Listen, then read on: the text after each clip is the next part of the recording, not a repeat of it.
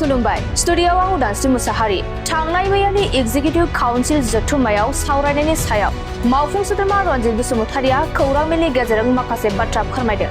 बिथां रन्जित बसुमतारिया फोरमायदों दि executive council जथुम्मायाव गासै मोन 6 एजेन्डा पास खालामनाय जादों। बेफोर एजेन्डाफोरानो जाबाय सेथि एजेन्डा बायदियै बिटिसिनि 1393 गावारि साहा आबाद मावग्राफोरनि गेजेरनिफ्राय 1115 गावारि साहा आबाद मावग्राफोरखौ बैसोमुथि 2.0 नि गेजेरजों थानो जायगा होनो थाखाय बे इसि जथुमनि गेजेरजों पास खालामनाय जादों।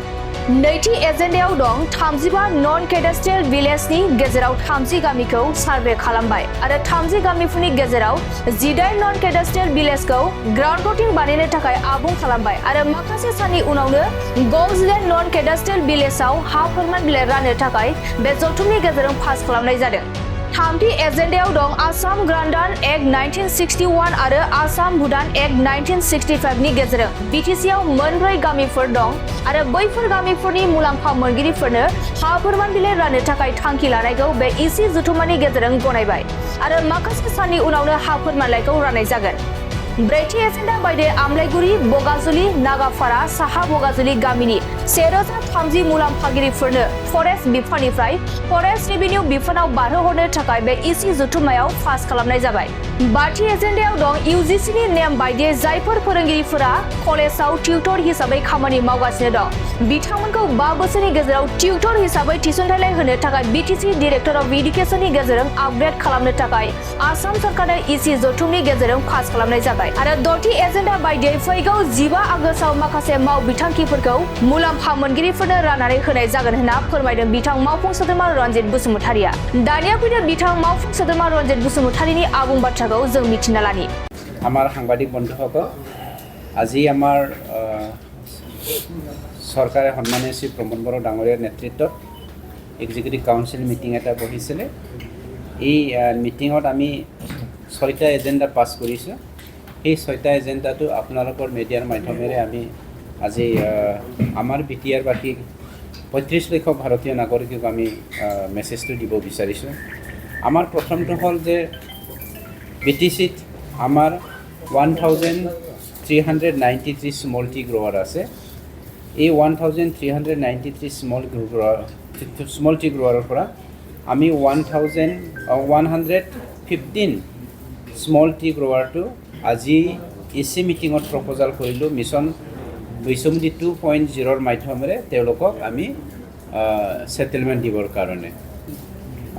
2 নম্বৰ কথাটো হ'ল আমাৰ কাউন্সিলত আজিলৈকে আমি 35টা নন কেটেষ্ট্ৰিয়েল ভিলেজ পাবলৈ সক্ষম হৈছোঁ, যি গাঁওবোৰ যোৱা ভাৰতবৰ্ষ স্বাধীন হোৱাৰ 78 বছৰৰ পাছতো কেতিয়াও সেই গাঁওবোৰক ছাৰ্ভে কৰা হোৱা নাছিলে।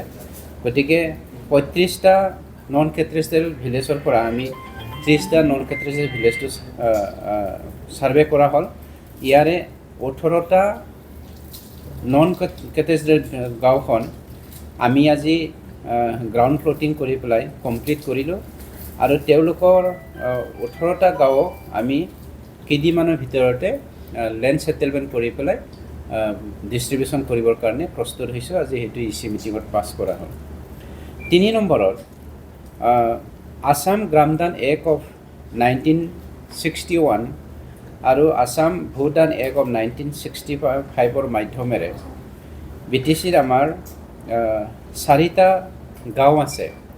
এটাটো হ'ল বাগানপাৰা, মধ্য বাক্সা, বাক্সা, আমবাৰী, তামোলপুৰ কাঠাবাৰী আৰু তামোলপুৰ পাণবাৰী। তাত আমাৰ টোটেলি 491 বেনিফিচিয়াৰিজ আছে।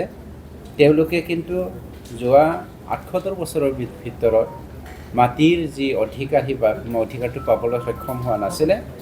আমাৰ চৰকাৰে আজি এক্সিকিউটিভ কাউন্সিলৰ মাধ্যমেৰে এখেতসকলক আমি পাত্তা দিয়াৰ কাৰণে প্ৰপ'জাল আনিলে ইচি মিটিঙত আৰু এই প্ৰপ'জালটো আমি একচেপ্ট কৰিলোঁ। কেইদিনমানৰ ভিতৰতে আমি তেওঁলোকক লেণ্ড পাট্টা ডিষ্ট্ৰিবিউশ্যনৰ ব্যৱস্থাটো কৰিবলৈ লৈছোঁ। 4 নম্বৰত আমাৰ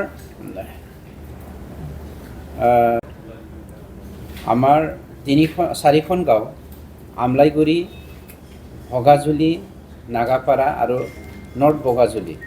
এই 4খন গাঁৱৰ 1030 বেনিফিচিয়াৰীসকল তাত বসবাস কৰি আছে তেওঁলোকে টোটেল মাটি লেণ্ড টাইটেল চাৰ্টিফিকেট পাবলৈ সক্ষম হৈছিলে 2006 চনৰ ফৰেষ্ট বিভাগৰ এক মতে 17,642 বিঘা 2 কাটা 1 লেচা আৰু সেই মাটিটো আমি ফৰেষ্ট ডিপাৰ্টমেণ্টৰ পৰা ফৰেষ্ট ৰেভিনিউ ডিপাৰ্টমেণ্টলৈ কনভাৰ্ট কৰাৰ কাৰণে আজি এক্সিকিউটিভ মিটিঙত পাছ কৰিলোঁ আৰু এইটো ডিষ্ট্ৰিক্ট লেভেল মনিটৰিং কমিটিয়ে পাছ কৰি পেলাই কাউন্সিল লেভেল মনিটৰিং কমিটিত পাছ কৰোৱাত পঠিয়াই দি পেলাই খুব কম দিনৰ ভিতৰতে তেওঁলোকৰ মাটিটো আমি কনভাৰ্চন কৰিবৰ কাৰণে আজি এই মিটিঙত পাছ কৰিলোঁ 5 নম্বৰত আমাৰ যিসকল শিক্ষক কলেজৰ শিক্ষকসকল এছিষ্টেণ্ট প্ৰফেচাৰ্ছ আমি 2021 চনত যিটো কলেজ লৈছিলোঁ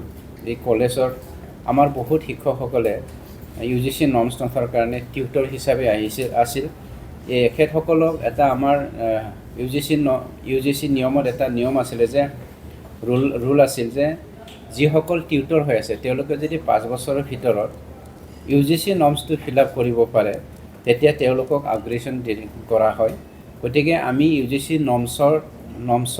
নৰ্মছটো চাই পেলাই যিসকলে এপইণ্টমেণ্ট টিউটৰ হিচাপে এপইণ্টমেণ্ট পাই 5 বছৰৰ ভিতৰত UGC নৰ্মছটো ফিল আপ কৰিব পাৰিছে তেওঁলোকক আমি আপগ্ৰেডেশ্যন কৰাৰ কাৰণে ডাইৰেক্টৰ অফ এডুকেশ্যনৰ মাধ্যমেৰে BTC মাধ্যমেৰে আমি এখেতসকলৰ আপগ্ৰেডেশ্যনৰ কাৰণে অসম গভৰ্ণমেণ্টৰ তালৈ প্ৰপ'জাল পঠাবৰ কাৰণে EC মিটিঙত পাছ কৰা হ'ল বাকী আমাৰ 15 তাৰিখে কেইটামান আঁচনি আমি ডিষ্ট্ৰিবিউশ্যন আঁচনিৰ মাধ্যমেৰে আমাৰ বেনিফিচিয়াৰীসকলক আমি ডিষ্ট্ৰিবিউশ্যন কৰিব লগা আছে এইখিনি মই আমাৰ মিডিয়াৰ মাধ্যমেৰে আমাৰ BTC ভাষিক জনাবৰ কাৰণে মই আমাৰ কলিগ মোৰ বন্ধু দাস ডাঙৰীয়াক ক'বৰ কাৰণে অনুৰোধ কৰিম